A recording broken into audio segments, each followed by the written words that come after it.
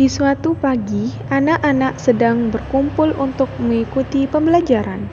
Pembelajaran yang akan diikuti adalah materi mengenai isi piringku.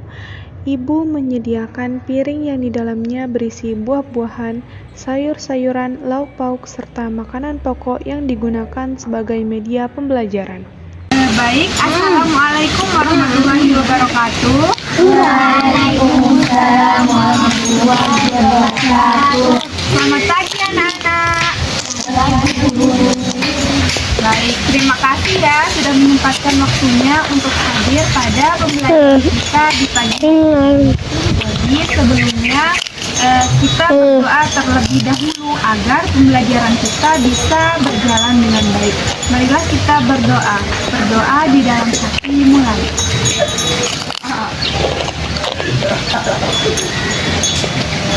Berdoa susah. Jadi pada pelajaran hari ini kita akan membahas tentang isi piringku. Ibu, apa yang dimaksud dengan isi piringku? Ya, jadi isi piringku merupakan konsep yang digunakan untuk kita menentukan bagaimana porsi makan kita, apakah itu seimbang atau tidak, dan untuk menentukan mendapatkan nutrisi yang baik. Apa saja yang terdapat di dalam isi piringku, Bu? Jadi yang terdapat di dalam isi piringku bisa anak-anak lihat ya. Ini adalah kita ibaratkan ini piring. Jadi di dalam isi piring itu di sebelah ke sini ada buah-buahan dan sayur-sayuran, kemudian sebelumnya ada lauk pauk dan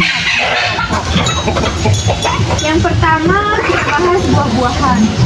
Jadi buah-buahan itu merupakan sumber vitamin. Dalam buah-buahan itu terdapat banyak sekali vitamin, misalkan vitamin A, vitamin B, vitamin C, dan lain sebagainya. Ada yang bisa menyebutkan contoh dari isi piringku dari buah-buahan? Apel. Ya, apel, anggur, ya, maka bisa salak, bisa manggis, ya bisa nanas, jeruk, dan lain sebagainya. Itu termasuk dalam buah-buahan. Kemudian yang kedua ada sayur-sayuran. Jadi sayur-sayuran itu merupakan sumber vitamin dan mineral. Ada yang di dalam sayuran itu ada terkandung vitamin A, vitamin C, zat besi, dan lain sebagainya. Ada yang bisa menyatakan apa saja dari sayur-sayuran? Kangkung. Ya, kangkung, yang timun, seledri, ya selada bisa, kemudian terong, ya. Itu juga termasuk dalam sayur-sayuran. Rebung, tahu rebung? Rebung, iya. Brokoli juga termasuk, dan lain sebagainya. Jadi itu termasuk di dalam sayur-sayuran. Jadi kita harus mengimbangi gitu. Kenapa kita harus makan sayur? Bu, mengapa kita dianjurkan untuk makan sayur? Ya, jadi begini, kenapa kita dianjurkan untuk makan sayur? Jadi yang pertama itu ada kandungan nutrisinya. Jadi di dalam sayur itu banyak sekali mengandung nutrisi. Seperti contohnya banyak sekali vitamin, ada vitamin A, vitamin B, vitamin C, dan lain sebagainya. Jadi vitamin itu selain itu ada serat juga, itu juga baik untuk tubuh kita. Kemudian ada lauk pauk. Jadi di sini lauk pauk itu terdiri dari pangan sumber, di mana ada protein hewani dan protein nabati. Jadi bisa dilihat di sini ada protein hewani dan protein nabati.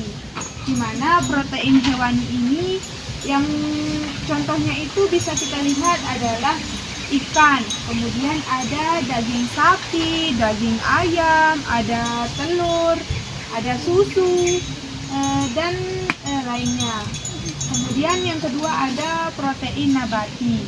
Ada yang bisa menyebutkan contohnya? Jadi protein nabati itu merupakan yang sering kalian makan, ada tahu, ada tempe, ada kacang-kacangan, dan lain-lain. Kemudian ada makanan pokok. Jadi makanan pokok ini adalah pangan yang mengandung karbohidrat yang sering kita konsumsi sehari-hari. Bisa disebutkan contohnya? Ya, beras, jadi nasi. Kemudian ada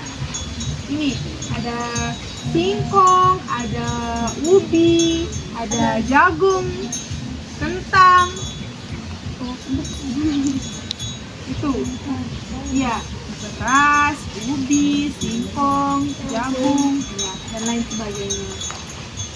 Mengapa kita perlu untuk makan makanan yang seimbang? Ya, baik. Jadi kita perlu untuk makan makanan yang seimbang karena itu merupakan kunci untuk menjaga kesehatan tubuh kita. Jadi makanan yang mengandung berbagai jenis nutrisi seperti ada karbohidrat, protein, lemak, vitamin, dan mineral dapat membantu memberikan energi. Jadi tubuh kita itu tidak cepat lelah. Kemudian ada melindungi dari penyakit. Dengan nutrisi yang seimbang juga berperan dalam mengoptimalkan otak, jantung, dan sistem pencernaan. Jadi mengapa kita perlu untuk makan makanan yang seimbang? Karena kita perlu untuk menjaga tubuh kita agar tetap sehat. Nanti misalnya kalau gizinya tidak seimbang, nanti ada yang kurus, yang kurang gizi gitu. Jadi kita perlu untuk menseimbangkan dalam makan makanan. Ada misalkan ada buah-buahan, sayur-sayuran, ada lauk pauk dan makanan pokok. Jadi kita tidak terlalu sering gitu untuk makan makanan atau mengkonsumsi makanan yang instan seperti ada kemasan mie gitu. Jadi kita tidak dianjurkan karena itu tidak baik untuk tubuh kita. Mungkin itu saja ya anak-anak pada yang akan kita bahas pada pertemuan kali ini. Jadi selain makan makanan yang seimbang, kita juga dianjurkan untuk minum air putih. Jadi kita disuruh untuk minum air putih itu lebih banyak. Kemudian kita harus cuci tangan sebelum makan agar tidak ada penyakit yang masuk di dalam tubuh kita. Kemudian ada tidur siang. Jadi sepulang dari sekolah misalkan anak-anak perlu untuk istirahat. Jadi kita perlu untuk tidur siang sebelum kalian pergi bermain. Perlu untuk tidur siang terlebih dahulu agar tubuh kalian itu optimal. Jadi mungkin itu saja yang bisa Ibu jelaskan. Mungkin ada yang mau bertanya lagi atau cukup? Baik, terima kasih ya anak-anak. Mungkin bisa dipahami. Mungkin itu saja dari Ibu. Kurang dan lebihnya mohon maaf. Assalamualaikum warahmatullahi wabarakatuh. Waalaikumsalam warahmatullahi wabarakatuh.